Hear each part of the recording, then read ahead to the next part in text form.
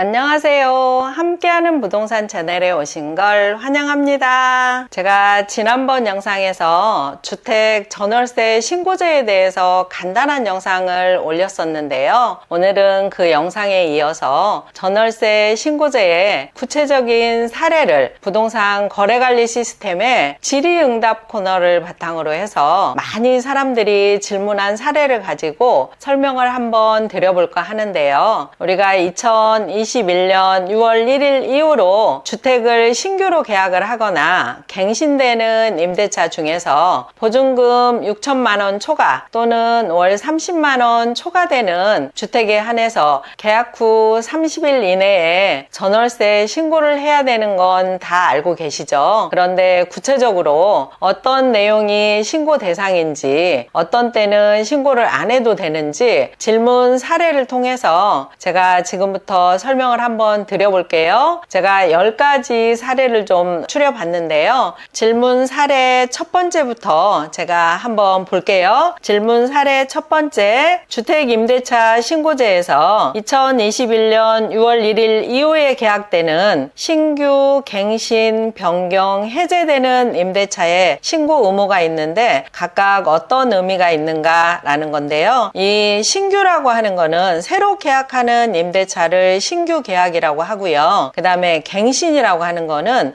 갱신되는 임대차는 다 해당이 되는 게 아니고요. 이 갱신되는 임대차 중에서 임대료 변경이 있는 갱신 계약만 신고 의무가 있고요. 그 다음에 이 변경이라고 하는 거는 원래 임대차 계약을 하고 살다가 임대기간 중에 서로 임대료를 올리거나 내리거나 해서 변경이 되면 그 변경된 것도 신고 의무가 있다라는 거고요. 그 다음에 해제는 뭐냐면 예를 들어서 오늘 계약을 하고 2달 후에 내가 잔금을 치르고 입주를 하기로 했다라고 하면 이 신고 의무는 계약 후 30일 이내에 신고를 해야 되잖아요. 그래서 30일 이내에 신고를 했는데 잔금하기 전에 이 해제되는 것도 신고 의무가 있다라는 거예요. 그래서 2021년 6월 1일 이후에 계약되는 신규, 갱신, 변경, 해제도 다 신고 의무가 있다라는 거고요. 두 번째 사례 한번 볼게요.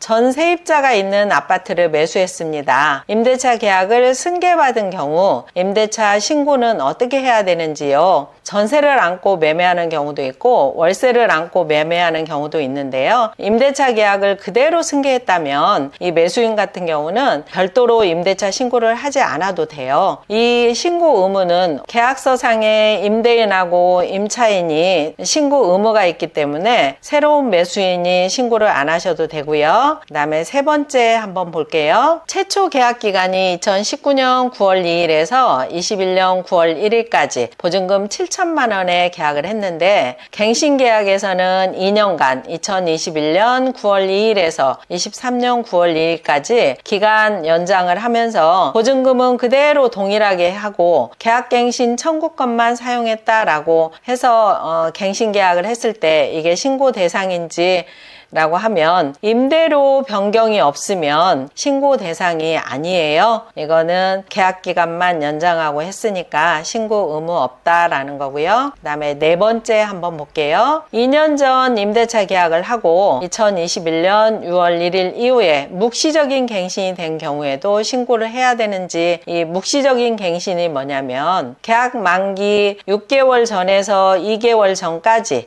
임대인 같은 경우는 임차인은 만기 2개월 전까지 서로 아무 말 없이 그냥 지나갔다라고 하면 전 임대차와 동일한 조건으로 재계약한 것으로 본다라고 되어 있죠. 이것을 묵시적인 갱신이라고 한다. 전 임대차와 동일한 조건으로 계약을 한 거기 때문에 임대료 변경이 없었겠죠. 이런 거는 신고 의무가 아니다 라는 거고요. 그 다음에 다섯 번째 볼게요. 확정일자를 부여받은 경우에는 임대차 신고를 안 해도 되는가? 여기서 임대차 계약서 원본을 가지고 가서 임대차 신고를 한 경우에는 확정일자가 부여된 것으로 본다. 된다라는 거예요. 임대차 신고를 한 경우에는 확정일자로 별도로 안 받아도 확정일자 받은 것으로 본다. 그런데 임대차 신고 안 하고 확정일자를 그냥 가서 먼저 받은 경우에는 별도로 임대차 신고도 해야 된다. 이거 주의를 해야 되겠죠. 그 다음에 6번째 볼게요. 임대인은 개인이고 임차인이 건강보험공단 본부입니다. 누가 신고를 해야 하는지요? 임대차 계약 당사자 중에서 LH나 국가, 공공기관 등이 포함되어 있으면 이 신고 의무는 국가에게만 있어요. LH나 공공기관 이런 기관에서 신고를 해야 된다라는 거예요. 그래서 여기는 건강보험공단에 신고 의무가 있다. 계약 상대방 개인은 별도로 신고를 하지 않아도 된다. 그래서 혹시 신고를 안 하면 국가 등의 과태료가 나온다라는 거예요. 그 다음에 7번 볼게요. 계약금은 지급을 했는데 아직 계약서를 작성하지 않았습니다.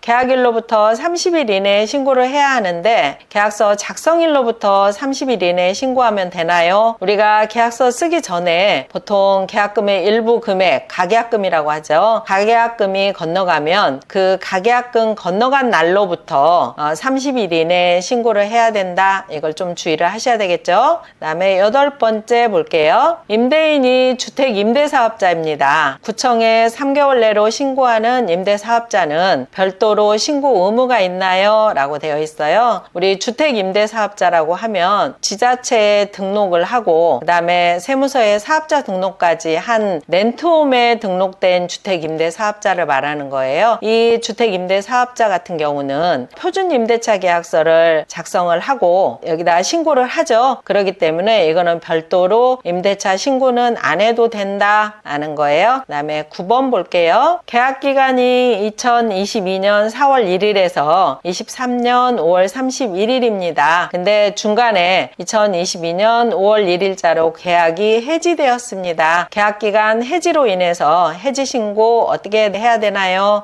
내가 계약기간 안에 중간에 사정이 해서 내가 이사를 갈 수도 있잖아요. 이렇게 해지되는 것들은 종료로 보기 때문에 신고 대상이 아니다. 위에 있는 해지하고는 조금 달라요.